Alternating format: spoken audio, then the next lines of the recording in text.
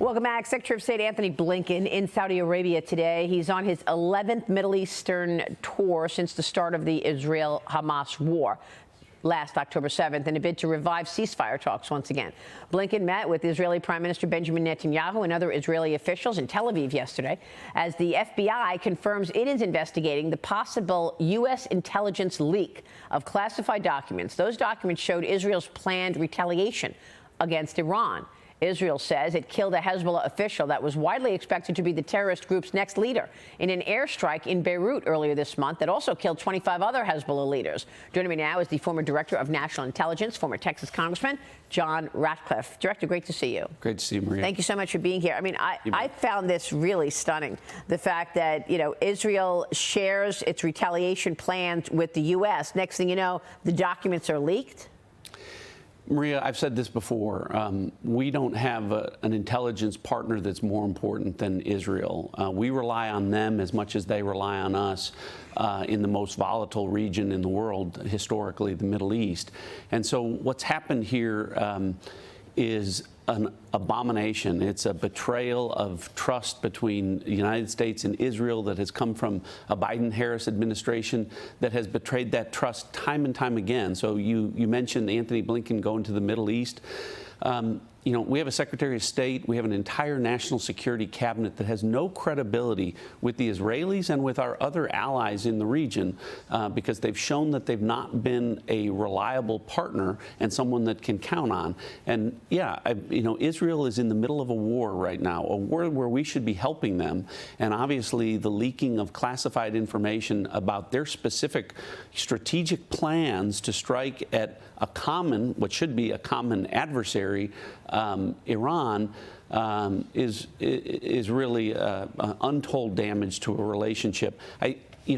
We had so much goodwill built up in the Middle East with the Abraham Accords and with moving the capital to Jerusalem. We've seen all of that damage beyond belief by the Biden-Harris administration in the last 4 years, and President Trump's going to have to rebuild that when he gets back into office. Well, it's also been bad advice. I mean, how many times did Kamala Harris say, don't go into Rafah?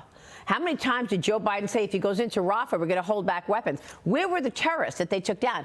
Rafah. Right. So they had to. No wonder Netanyahu and the Israeli officials did not share the device and pager attack with the United States. Well, Maria, I think the Israelis have from talking with my former counterparts over in Israel, have wondered why the Biden-Harris administration is so bad at foreign policy, why they have, as you said, made so many mistakes, and they've attributed that to them just not being very good at their job. The problem here is now the Israelis are wondering whether it's really not that at all, whether it's that this is all intentional. I mean, when you take sensitive national security information shared between, allies in a region, and that's intentionally, deliberately shared with an adversary, Secretary Austin was asked yesterday in the interview whether or not this was intentional, and he wouldn't answer that question. It very clearly was. And now the question is, will they get to the bottom of how this happened specifically, and will there be accountability? And then there's China, which, of course, has been complicit the whole time,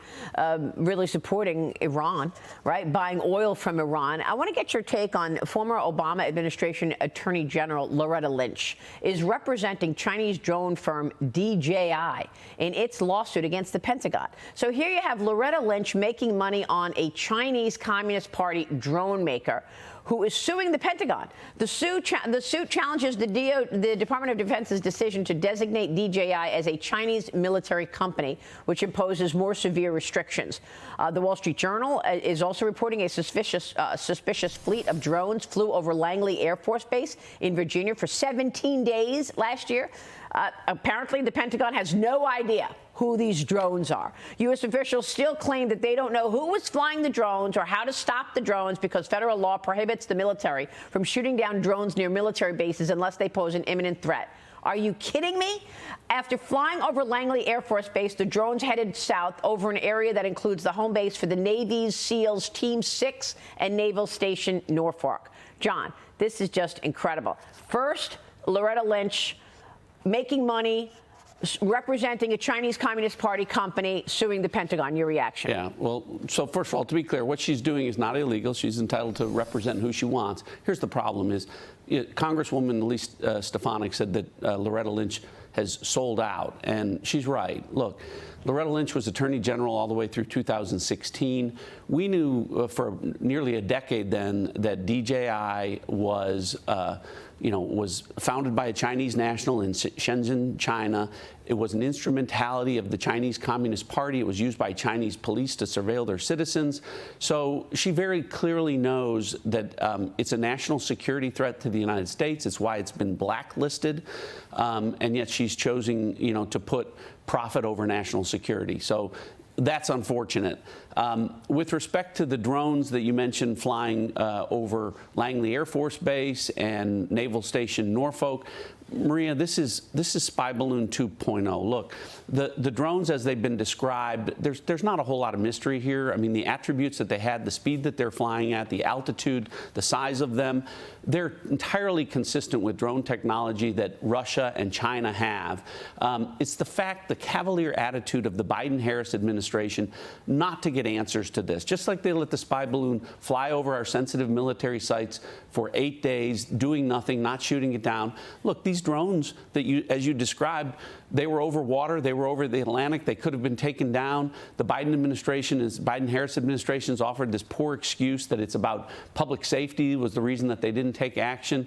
It's, again, another failure of national security by a national security team that has been a disaster for the United States and for our allies around the world. So just to be clear, if the U.S. military is buying drones from DJI, a Chinese company, as you say, you just went through the history of the Chinese national starting this company, whatever that drone sees, China can see. Right.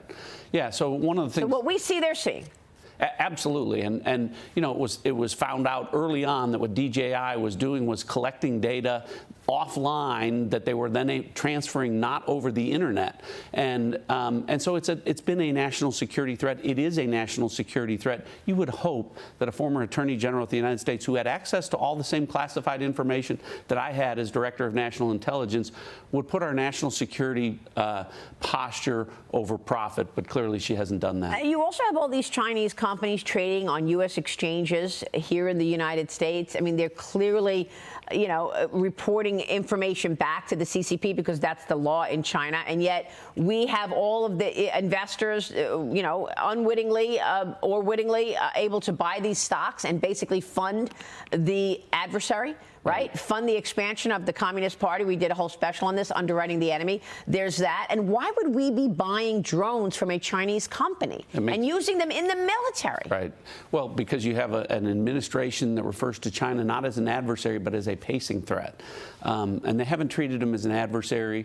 And, that has to change. And, obviously, hopefully in a few weeks, the American people give President Trump the opportunity to put China back on its heels, put Iran back on its heels, put our adversaries back on their heels as they were 4 years ago before all of this chaos and mayhem, that has taken place around the globe.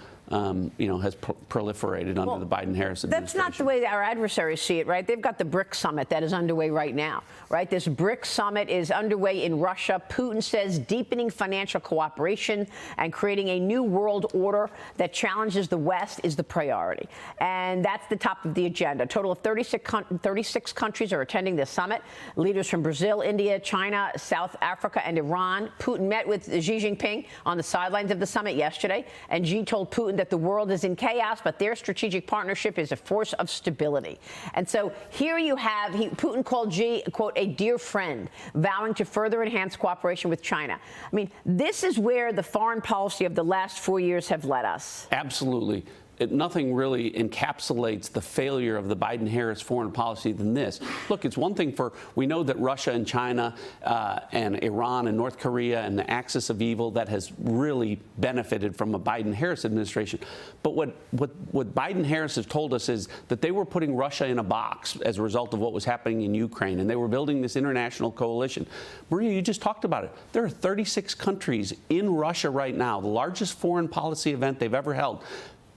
Allies of ours, Egypt, India, Saudi Arabia, UAE, countries that we do business with, that we count on, are participating in this forum that's taking place with the end goal of undermining U.S. influence around the world and undermining the U.S. dollar.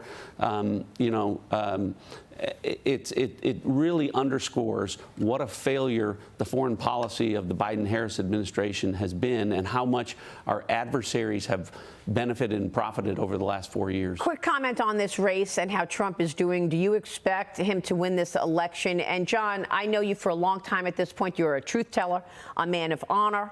Are you expecting to be our nation's next Attorney General? Well, I'm willing to help Donald Trump in whatever way he wants me to. If the President of the United States, and I do believe he will be the President of the United States, asks for your help, I think you salute smartly and you serve your country. So I don't know whether he wants me in that role or in any role, but I do think he is going to be the next president. I think the American people have seen what a disaster Joe Biden was, what a disaster Kamala Harris has been, and what a disaster she would be if she was a commander-in-chief. She's not capable of serving in that role, and the American people have figured that out. Great to see you, Director. You bet. Thank you. Good to see you. John Ratcliffe here in studio. Thank you. We'll be right back. Stay with us.